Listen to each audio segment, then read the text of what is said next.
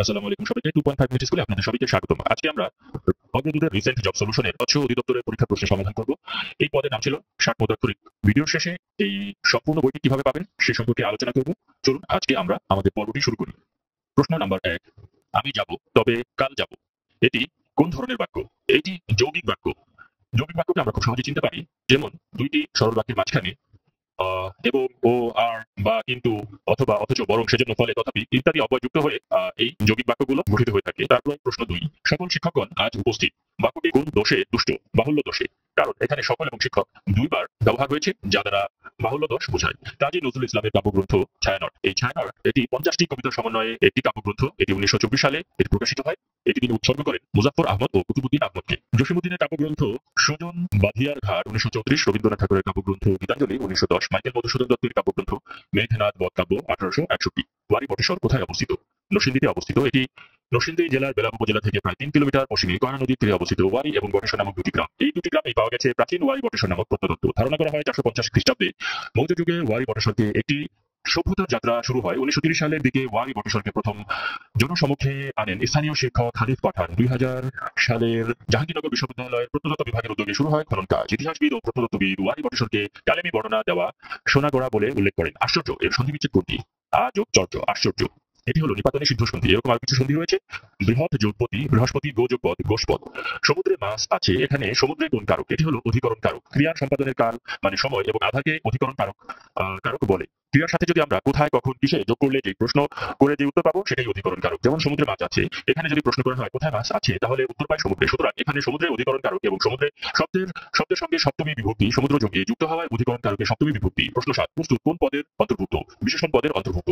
কোনটি খাঁটি বাংলা উপসর্গ? ইতি খাঁটি বাংলা উপসর্গ। আরো কিছু উপসর্গ রয়েছে, মোট 21টি খাঁটি বাংলা উপসর্গ রয়েছে। এগুলো হচ্ছে অ, অঘা, অজ, অনা, আ, আর, আন, আব, ইতি, উন বা উনা, গদ, গু, নি, পাতি, বি, ভর, রাম, স, সা, সুহা।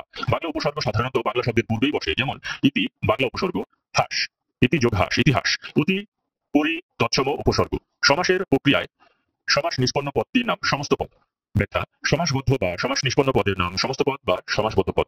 যে পদে সমাস হয় তাদের প্রত্যেকে বলে সমাসমান পদ। সমাস যুক্ত পদের প্রথম অংশকে বলে পূর্বপদ এবং সমাস যুক্ত পদের শেষ অংশকে বলে পরপদ।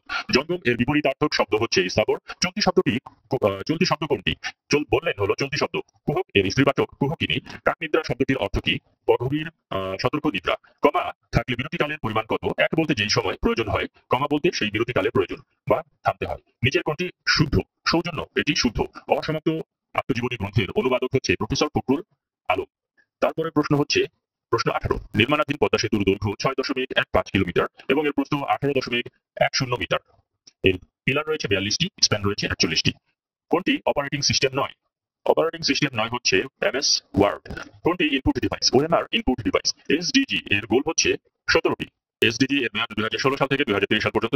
এতে মোট 17টি লক্ষ্যমাত্রা এবং 169টি সুনির্দিষ্ট লক্ষ্য অন্তর্ভুক্ত রয়েছে। মাদার তেরেসা কর্তৃক প্রতিষ্ঠিত সেবা প্রতিষ্ঠান নির্মল হৃদয় 1950 সালে দুস্থ মানবতার সেবায় ভারতের কলকাতায় মিশনারি অফ চ্যারিটি প্রতিষ্ঠা করেন।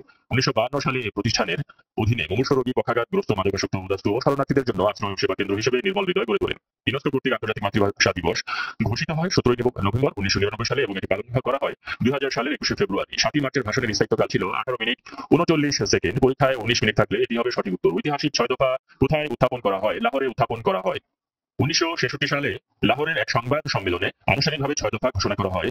6 দফা বাঙালি জাতির মুক্তি সনদ বা ম্যাগনা কার্টা হিসেবে পরিচিত। জাতির জনক বঙ্গবন্ধু শেখ মুজিবুর রহমান 6 দফা দাবিকে পূর্ব পাকিস্তানের বাঁচার দাবি বলে অভিহিত করেন। নিচের কোনটি মৌলিক সংখ্যা নয়? 57 সংখ্যাটি মৌলিক সংখ্যা নয়, কারণ 57কে আমরা 3 দ্বারা ভাগ করতে পারি।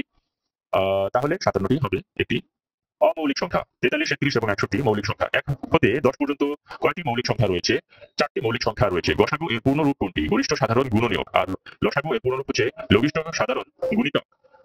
আয়তক্ষেত্রের ক্ষেত্রফল কোনটি? দৈর্ঘ্য এবং প্রস্থ যদি গুণ করি তাহলে আয়তক্ষেত্রের ক্ষেত্রফল বের হয়ে যায়। কোন বৃত্তে স্পর্শ বিন্দুগামী ব্যাসার্ধ এবং স্পর্শকের অন্তর্ভুক্ত কোণ কত ডিগ্রি হবে? 90 ডিগ্রি।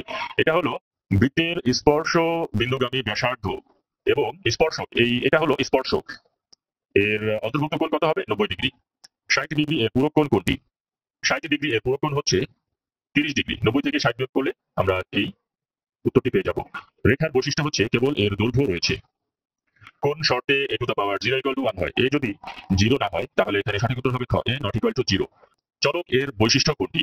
চলকের মান নির্দিষ্ট নয়, এটি চলকের বৈশিষ্ট্য। আর ধ্রুবকের মান হচ্ছে স্থির। তিনটি ক্রমিক সংখ্যার গুণফল সর্বদাই নিচের কোন সংখ্যা দ্বারা বিভাজ্য হবে? 6 দ্বারা বিভাজ্য হবে। মনে করি ক্রমিক সংখ্যা 3, 4 এবং 5, এদের গুণফল হলো 60, যা 6 দ্বারা বিভাজ্য। মেইডেন স্পিচ মানে হচ্ছে ফার্স্ট স্পিচ, মানে হচ্ছে প্রথম বক্তৃতা।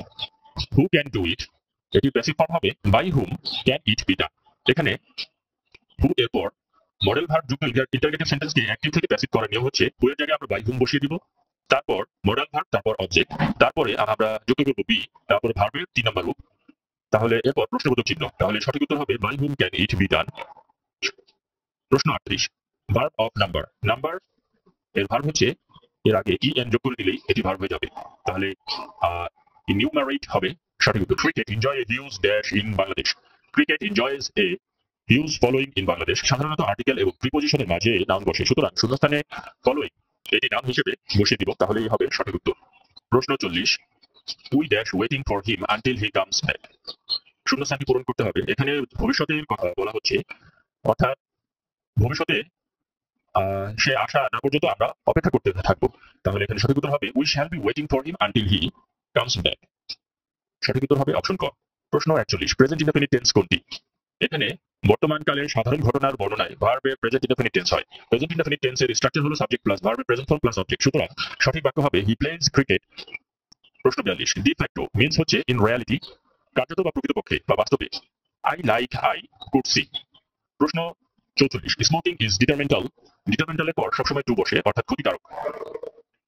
খুকু এর প্লুরাল রূপ হচ্ছে খুকুস। খুকু মানে হচ্ছে কোকিল। কোনটি শুদ্ধ বানান? Transparency, TRANSPARENCY, transparency. প্রশ্ন 47, এখানে মোট 50টি প্রশ্ন ছিল, আর মাত্র 4টি প্রশ্ন রয়েছে। যারা এখন আমাদের চ্যানেলটি সাবস্ক্রাইব করেনি তারা আমাদের চ্যানেলটি সাবস্ক্রাইব করুন। আর ভিডিও শেষে আমরা বলে দিব এই সম্পূর্ণ বইটি আপনারা কিভাবে পাবেন। ডেসক্রিপশন বক্সে আপনারা আমার হোয়াটসঅ্যাপ নাম্বারটি রয়েছে, সেখানে চ্যানেলটি সাবস্ক্রাইব করার পর সেই স্ক্রিনশটটি আমাদের হোয়াটসঅ্যাপ নাম্বার পাঠিয়ে দিলে আমরা আপনাদেরকে এই বইটির পিডিএফ লিঙ্কটি পাঠিয়ে দেবো। আপনারা সেখান থেকে খুব সহজে ক্লিকে ডাউনলোড করে নিতে পারবেন। প্রশ্ন 47, অ্যাবর্টিভ এর সিনোনিম নয়। অ্যাবর্টিভ মানে হচ্ছে ব্যর্থ, নিষ্ফল। তাহলে সিনোনিম নয় হচ্ছে সাপোর্টিভ বা সহায়ক। এখানে ফেইলিওর, ভেইন এবং আনসাকসেসফুল এই সবগুলোর মানে হচ্ছে ব্যর্থ বা নিষ্ফল। তাহলে অ্যাবর্টিভ এর সিনোনিম নয় বা অ্যান্টোনিম হচ্ছে সাপোর্টিভ। প্রশ্ন 48, he was dash honorary magistrate. He was an honorary magistrate. এখানে এইচ এর উচ্চারণ শব্দের শুরুতে এইচ উচ্চারিত না হলে তার পূর্বে আর্টিকেল হিসেবে অ্যান বসে। প্রশ্ন 49, who wrote beauty is truth, truth is beauty. John Keats ইংরেজি সাহিত্যের শ্রেষ্ঠ রোমান্টিক কবি। জন কিটস এর বিখ্যাত উক্তি truth is beauty, beauty is truth তার জনপ্রিয় কবিতা অড অন এ ব্রেসিয়ান আর্ন থেকে নেওয়া হয়েছে। এই কবিতায় কবি আর্ন মানে হচ্ছে মৃতদেহের ভরসা রাখার পাত্র, এর মাধ্যমে মানব জীবনের বাস্তব দিকটি তুলে ধরেছেন। তার মধ্যে আর্ট বা শিল্প যে সত্য ধারণ করে তা আর অন্য কোনো উপায়ে সম্ভব নয়। তার আরো একটি বিখ্যাত উক্তি a thing of beauty is a joy forever. প্রশ্ন 50 এবং সর্বশেষ নাম্বার প্রশ্ন, কোনটি কম্পারেটিভ ফর্ম অফ অ্যাডজেক্টিভ? অর্থাৎ অ্যাডজেক্টিভের কম্পারেটিভ ফর্ম কোনটি? ওটস। পজিটিভ হচ্ছে ব্যাড বা ইভিল, কম্পারেটিভ হচ্ছে ওটস এবং সুপারলেটিভ হচ্ছে ওটস। আমাদের এই ভিডিওটি যদি ভালো লাগে এবং আপনারা যদি এই বইটি সম্পূর্ণ বইটি ডাউনলোড করতে চান, তাহলে আমাদের হোয়াটসঅ্যাপ নাম্বারে আমাদের চ্যানেলটি সাবস্ক্রাইব করার স্ক্রিনশটটি পাঠিয়ে দিন। আমরা আপনাদেরকে এই অগ্রদূত রিসেন্ট জব সলিউশন বইটির সম্পূর্ণ পিডিএফ ফাইলটি আপনাদের কাছে পাঠিয়ে দিব। আপনারা এক ক্লিকে ডাউনলোড করে নিতে পারবেন এই পিডিএফ ফাইলটি। ধন্যবাদ সবাইকে আমাদের চ্যানেলটি দেখার জন্য। আমরা আরো নতুন নতুন বইগুলো আপনাদেরকে দেওয়ার জন্য কালেকশন করছি। আশা করছি আপনারা আমাদের পরের ভিডিওতে সেগুলো পেয়ে যাবেন। অবশ্যই আমাদের ভিডিওটি ভালো লাগলে একটি লাইক বাটন ক্লিক করবেন এবং কমেন্টে লিখে জানাবেন কেমন হয়েছে। এবং আপনি যদি কোনো পরামর্শ দিতে চান তাহলে আমাদের কমেন্টে লিখে জানাবেন।